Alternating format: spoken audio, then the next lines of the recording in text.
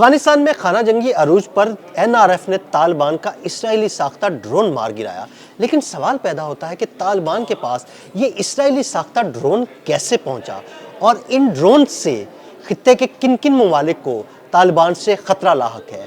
عامر رضا میرے ساتھ موجود ہیں، ان سے بات کرتے ہیں۔ عامر بھائی، طالبان کے پاس اسرائیلی ساختہ ڈرون کیسے پہنچا اور اس سے خطے کے کن کن ممالک کو خطرات لاحق ہیں، ہمارے ناظرین کو ذرا بتائیے گا۔ یہ سب سے پہلی بات تو یہ ہے کہ کیسے پہنچا، تو اس کا جواب تو یہ ہے کہ ہندوستان کے ذریعے پہنچا، کیونکہ اس کے ساتھ نیا ہاتھ ملایا ہے دونوں ملک جو ہیں ایک ہو کر پوری دنیا کا امن تباہ کرنے کے لیے، اور تیسرا اس میں اسرائیل ہے۔ چلیے ایک چیز ثابت ہو گئی، جو بات ہم چند ہفتے پہلے ہم نے پورا اس پہ ولاگ کیا تھا، اور میں نے کہا تھا تاجکستان کے قریب سرحدوں پر جو ڈرون اڑا ہے یہ اسرائیلی ساختہ ہے اور یہ بھارت کی جانب سے آئے ہیں۔ اس سے پہلے ہم نے کیا تھا اور میں نے آپ کو بتایا تھا کہ 2 جہاز جو ہیں وہ اترے ہیں کابل کے اندر، آپ کو یاد ہوگا، اور اس میں مجھے خدشہ یہ ہے کہ اس میں ہتھیار بھی موجود ہیں، گو وہ ادویات اور اناج کیا کہہ کر اتارے گئے ہیں، لیکن اب ثابت ہوا کہ وہ ڈرونز ہیں۔ یہ جو پنجشیر میں ڈرونز گرایا گیا ہے اس کے بارے میں بتاتا ہوں، لیکن سب سے پہلے آپ ذرا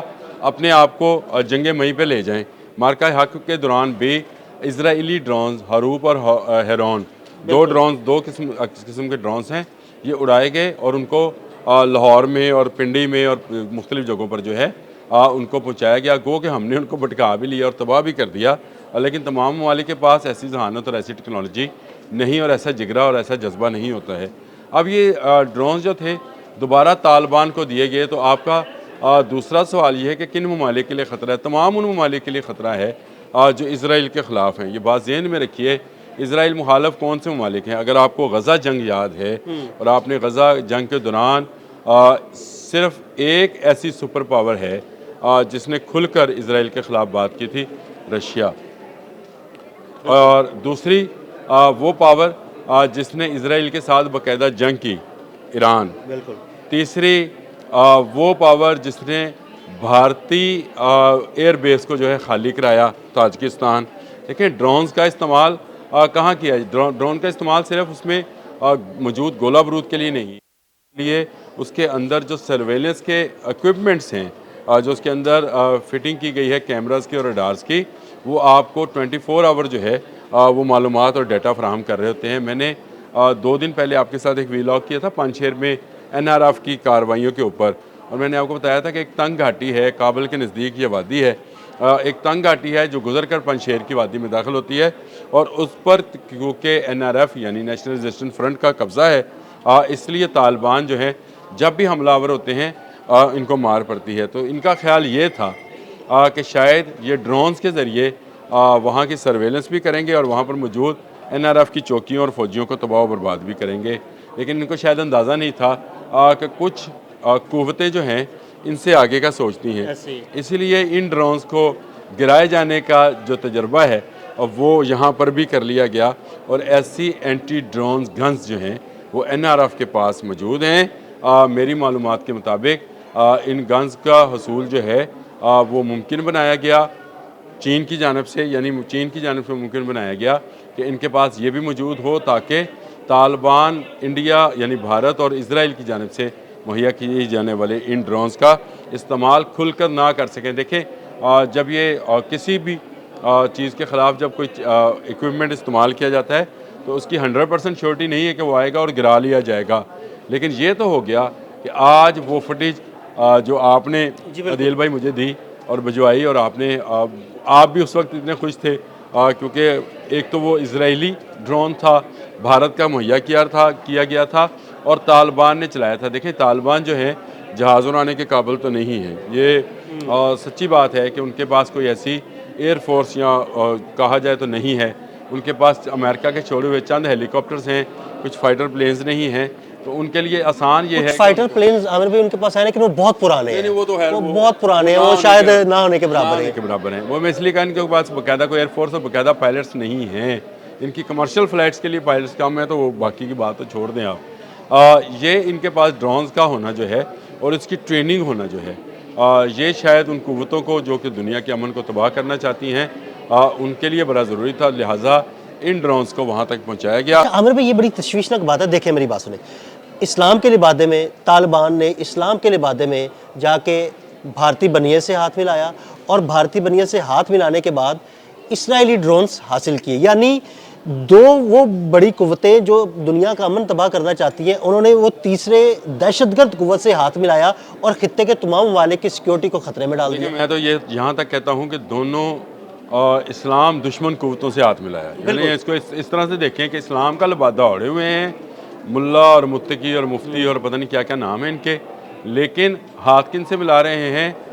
بھارت سے, اور انڈائریکٹلی یعنی ڈائریکٹلی آپ انڈائریکٹلی کہہ لیں کہ یہ اسرائیل سے ہاتھ ملایا. اچھا اب ایک بات اور دیکھیں, اسلام کا لبادہ اسلام دشمن قوتوں سے ہاتھ ملایا اور ارد گرد کے علاقے یا ارد گرد کے ملک کون سے ہیں؟ پاکستان اسلامی ملک, ایران اسلامی ملک, تاجکستان اسلامی ملک, ازبکستان اسلامی ملک, ترکمانستان اسلامی ملک.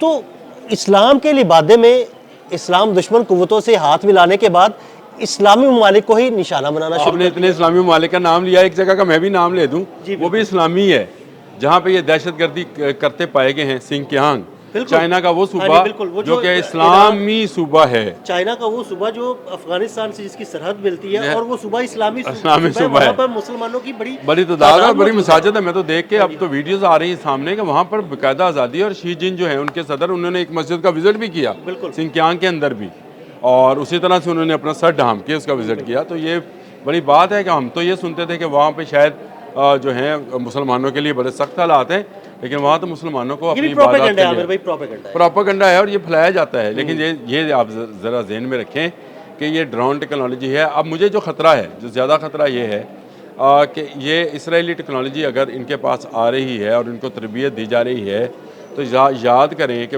بگرام ایئر بیس کے اندر ڈرونز موجود ہیں اور ان کے اندر ان کا کنٹرول اینڈ کمانڈ سسٹم موجود ہے.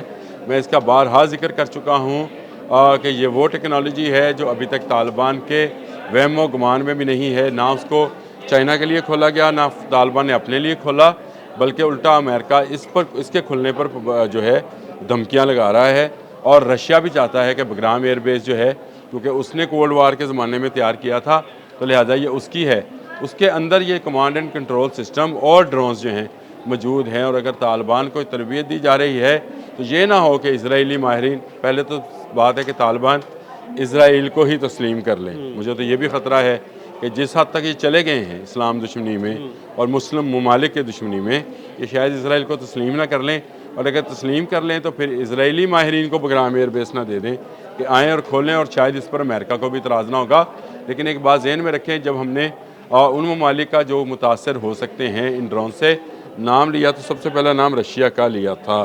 وہ اس لیے لیا تھا کہ رشیا وہ ملک ہے جو کہ کھل کر جو ہے وہ اسرائیل کے بھی خلاف بات کرتا ہے.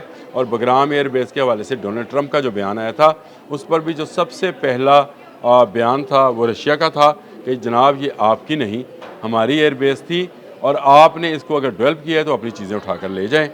یعنی اب یہ خطرہ جو ہے مزید بڑھے گا. لیکن ایک بات ذہن میں رکھیں کہ اللہ تعالیٰ نے ایسی کوئی بیماری پیدا نہیں کی جس کا علاج پیدا نہیں کیا.